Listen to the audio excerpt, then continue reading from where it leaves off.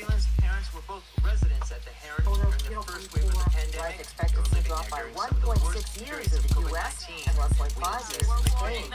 The report, which focuses Spain had more than 2,200, and the U.S. had more than 1,800 deaths per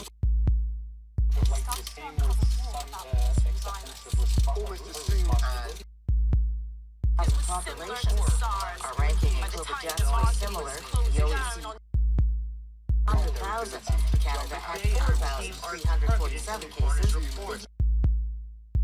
Canada well below the OECD average of almost 3,400. 1,200 deaths per million population. Canada had just 690. Pandemic. Some of the indicators aren't very good for Canada. But Colombo warns Canada does have a weak area.